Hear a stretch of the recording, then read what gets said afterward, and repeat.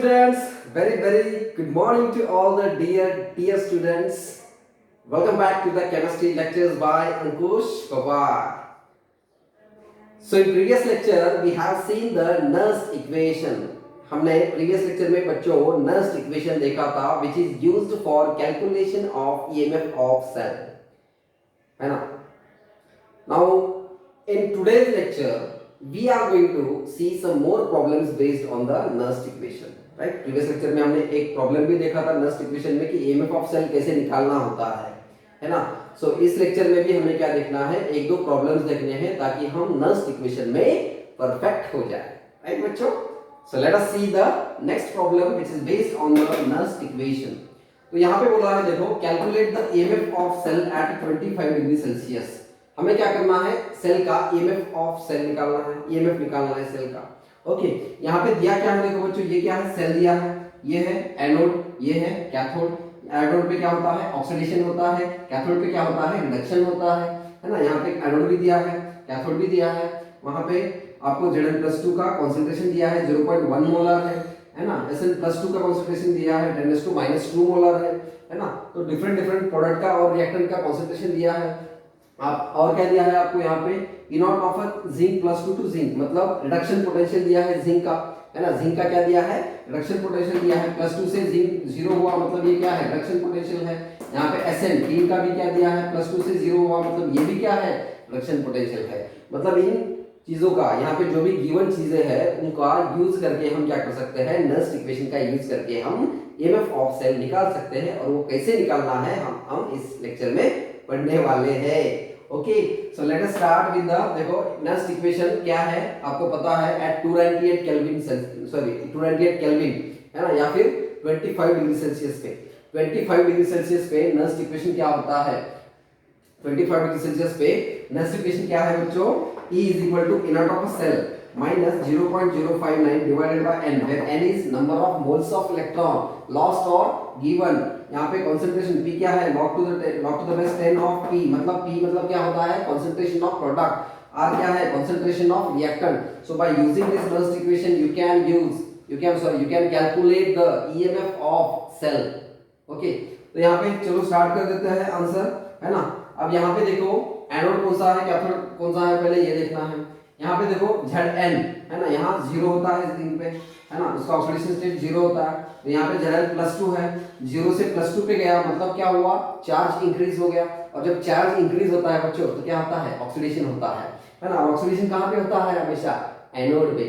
Oxidation कहाँ पे होता है, हमेशा एनोड पे होता है. इसका मतलब ये क्या है आपका एनोड. कभी भी याद रखना है, ट्रेडिशनल, है ना, ट्रेडिशनल वैल्यूज को हम क्या करते हैं, इंपॉर्टेंस देते हैं. तो ट्रेडिशनल वैल्यू यहाँ पे ये है कि जो एनोड होता है वो हमेशा लेफ्ट साइड में होता है और जो कैथोड होता है हमेशा वो राइट साइड में होता है ना? चलो, तो यहाँ पे Sn+2 से क्या हुआ, 0 हुआ. +2 से 0 हुआ मतलब क्या हुआ, चार्ज कम हो गया. चार्ज कम होता है मतलब क्या होता है, रिडक्शन होता है. और रिडक्शन कहाँ पे होता है बच्चों, कैथोड पे होता है. इसको हम क्या बोलेंगे, कैथोड बोलेंगे. क्या बोलेंगे इसको, कैथोड. ओके, चलो उसके बाद हमें देखो अभी क्या करना है, एनोड हो गया, कैथोड हो गया आपका, राइट? ये तो रिडक्शन पोटेंशियल दिया है ना, स्टैंडर्ड इलेक्ट्रोड पोटेंशियल दिए हैं, standard reduction potential of zinc, standard reduction potential of T. Okay, अब यहाँ पे देखो ईएमएफ ऑफ सेल निकालना है, मतलब ये चीज अपने को निकालना है. E naught of cell, E naught of cell कैसे निकालोगे, यहाँ से निकालोगे इन दोनों चीजों से, है ना? E naught of cathode minus E naught of anode, ये देखा था हमने प्रीवियस लेक्चर में, प्रीवियस में बहुत पहले देखा था, है ना?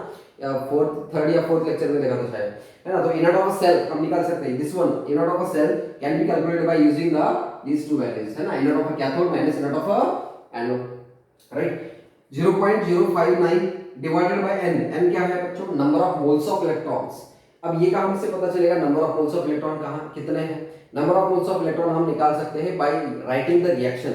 यहाँ पे जो आपको सेल रिप्रेजेंट किया है, सेल रिप्रेजेंटेशन की फॉर्म में दिया है, उसको क्या करना पड़ेगा, रिएक्शंस के फॉर्म में कन्वर्ट करना पड़ेगा, है ना? उसको कैसे रिएक्शंस में के फॉर्म में लिखना है ये तो हमने पहले ही पढ़ा है ना? तो आना चाहिए आपको. नहीं पढ़ा है तो आप प्रीवियस लेक्चर देख सकते हो, राइट? तो यहाँ पे देखो ठीक है, n का हो गया. बाद में log to the base 10 of concentration of product. Concentration of product मतलब सेल रिएक्शन लिखने के बाद हमें पता चलेगा कि प्रोडक्ट कौन सा है और रिएक्टेंट कौन सा है. मतलब यहाँ पे प्रोडक्ट का कंसंट्रेशन और नीचे क्या रखोगे, रिएक्टेंट का कंसंट्रेशन. तो सबसे पहले हम क्या करेंगे, यहाँ पे देखो E इज इक्वल टू सबसे पहले क्या करना पड़ेगा, हमें इनॉट ऑफ सेल निकालना पड़ेगा. है ना। इनॉट ऑफ सेल कैसे निकालोगे बच्चों, यहाँ से निकाल दे चलो, E naught of cell is equal to, E naught of cell is equal to क्या होता है, E naught of cathode, E naught of cathode minus E naught of anode, minus E naught of anode. तो E naught of cell is equal to E naught of cathode, E naught of cathode, cathode कौन है यहाँ पे, cathode, तीन cathode है, मतलब ये क्या है आपका रिडक्शन पोटेंशियल। अब यहाँ पे जो वैल्यूज है वो कौन से रखना है, स्टैंडर्ड एसआरपी की लिखना है, स्टैंडर्ड रिडक्शन पोटेंशियल की वैल्यूज रखना है। तो यहाँ पे रिडक्शन पोटेंशियल का वैल्यू दिया है क्या, यस, +2 से 0 हो रहा है, मतलब ये वैल्यू कौन सा है, रिडक्शन पोटेंशियल का है। और नॉट लिखा है मतलब क्या है, स्टैंडर्ड रिडक्शन पोटेंशियल है, मतलब यहाँ पे क्या करोगे, इनॉट ऑफ कैथोड का वैल्यू क्या रखोगे, दिस वन लिखोगे, है ना, क्या है -0.14 volt, minus E naught of anode, E naught of anode का भी क्या लिखोगे, एनोड पे ऑक्सीडेशन होता है लेकिन लिखोगे क्या वहां पे, कभी जब भी हम कैलकुलेशन करते हैं तो यहाँ पे हम क्या लिखते हैं, कौन सा वैल्यू रखते हैं, रिडक्शन पोटेंशियल का वैल्यू रखते हैं। मैंने ये पहले ही बताया है और आज फिर से रिपीट कर रहा हूँ। ओके, तो यहाँ पे इनॉट ऑफ एनोड है ना, ये जिंक का एनोड है, जिंक का एनोड यहाँ पे रिडक्शन पोटेंशियल दिया है, देखो यहाँ पे +2 से कन्वर्ट हुआ है 0 में, मतलब ये क्या है, रिडक्शन पोटेंशियल दिया है ना, स्टैंडर्ड रिडक्शन पोटेंशियल। तो इसका वैल्यू एज इट इज रख देंगे यहाँ पे, है ना। तो कितना दिया है, -0.76 वोल्ट, -0.76 वोल्ट, है ना। तो ये आंसर कितना आता है देखो, -0.14 वोल्ट, माइनस माइनस प्लस हो जाएगा 0.76 वोल्ट। तो 76 में से कितना जा रहा है, 14 जा रहा है, तो कितना होता है 66 में से 4 गया तो 62, मतलब 0.62 वोल्ट।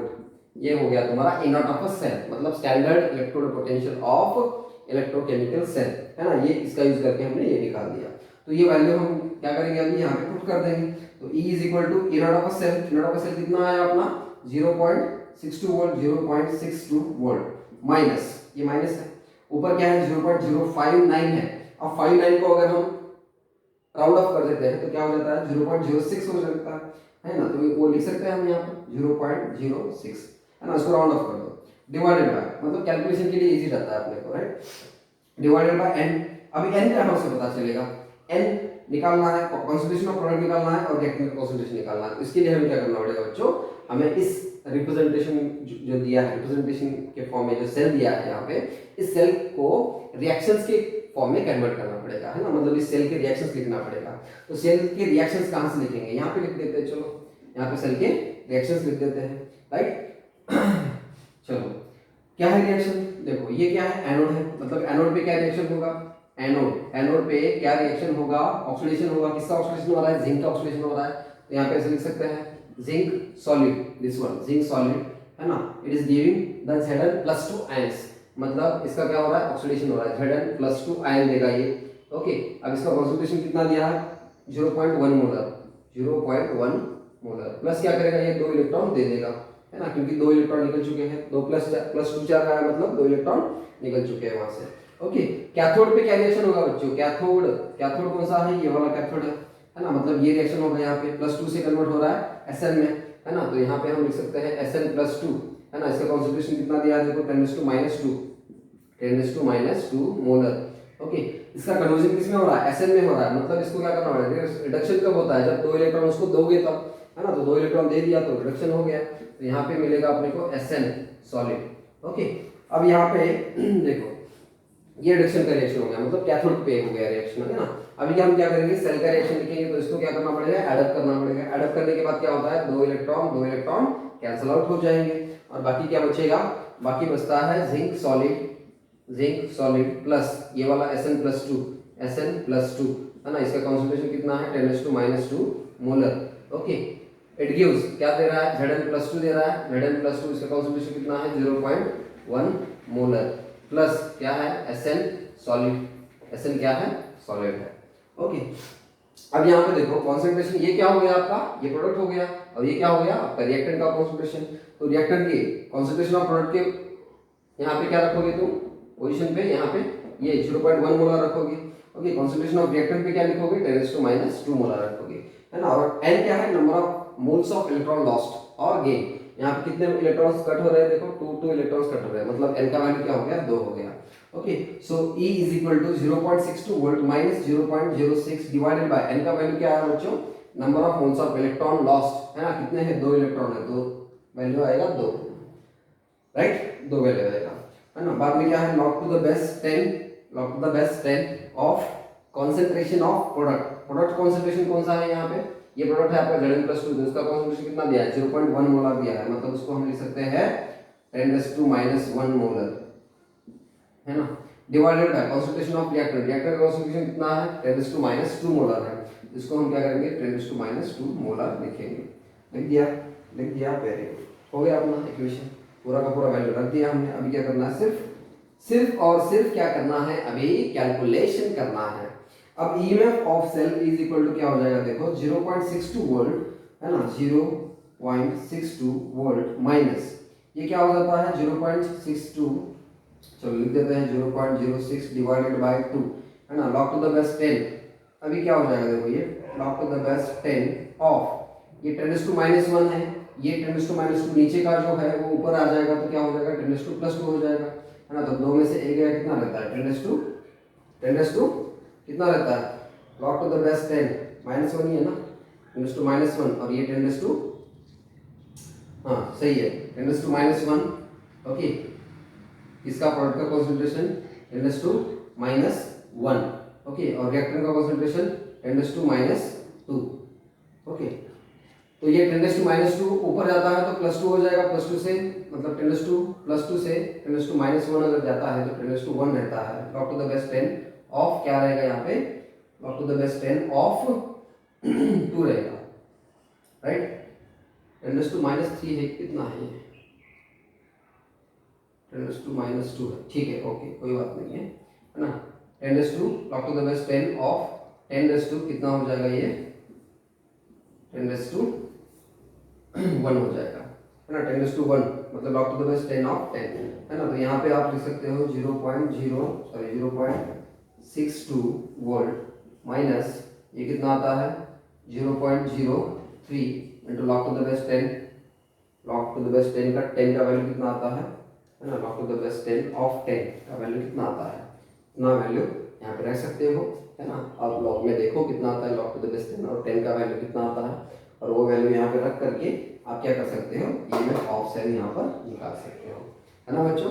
तो देखो EMF of cell very easy है, आपको बस कौन सा वैल्यू कहाँ से निकालना है ये पता होना चाहिए, है ना। ये अगर एक बार पता हो जाता है तो आपका जो आंसर है वो बहुत ही सही से आ जाता है, राइट। तो ये था ईएमएफ ऑफ सेल पे पूरा problem, right. Now second problem we are going to see, है ना, सेकंड प्रॉब्लम भी देखेंगे हम, ओके। तो इसके बाद के लेक्चर में हम सेकंड प्रॉब्लम देखेंगे बच्चों, ओके। तब तक के लिए बाय बाय।